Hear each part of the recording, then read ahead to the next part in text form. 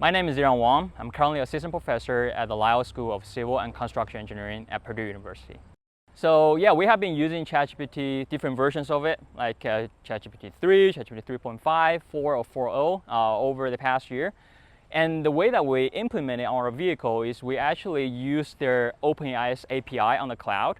We send a command from our human in the cabin through a API called Whisper to pretty much just transfer that audio command into text command, and then send that text command to the cloud to query the OpenAI's API, where we can use ChatGPT 3.5 or 4 to generate a commands for our vehicle to execute.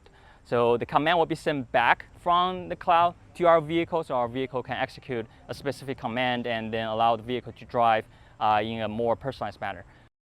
You say you are running into an emergency scenario where you're probably in a medical situation where you have to go to the emergency urgent care very soon.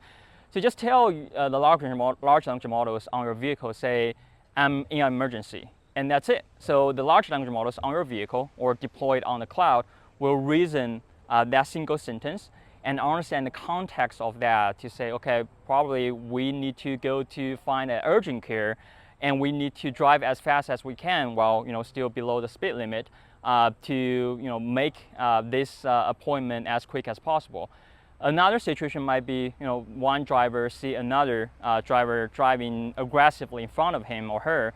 So just tell the large language model, say, hey, that driver looks crazy to me.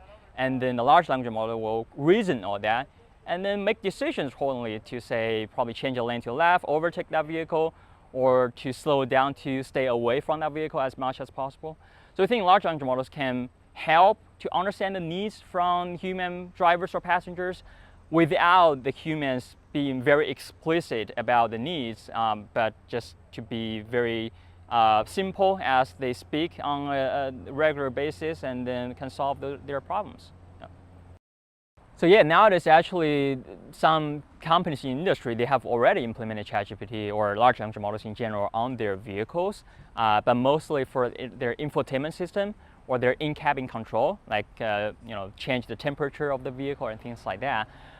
One key bottleneck that we think will stand in the way to implement ChatGPT or large language models for autonomous driving application is the latency.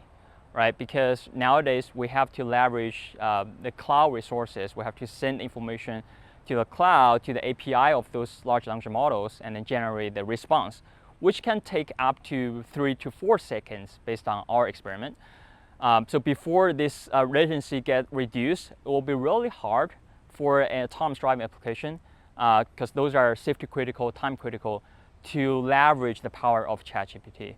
So I think one of our research directions in the near future is to deploy, we call it small models, so not necessarily large models, but on board on our vehicle, trained with less parameters, but those parameters will specifically for autonomous driving, and we can inference those models on our vehicle and reduce the latency. Say, if we can do it less than 100 milliseconds, then those will be very beneficial for our autonomous driving applications.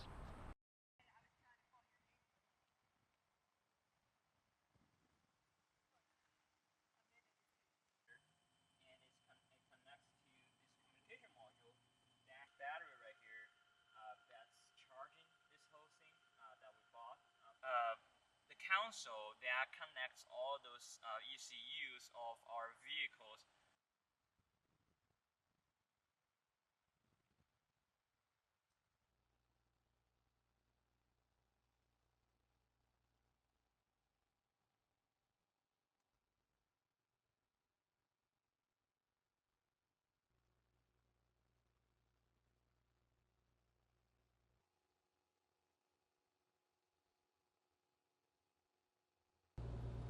Let's refresh the engage and disengage.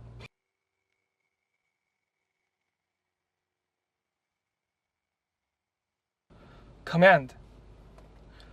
It's a little bit crowded here.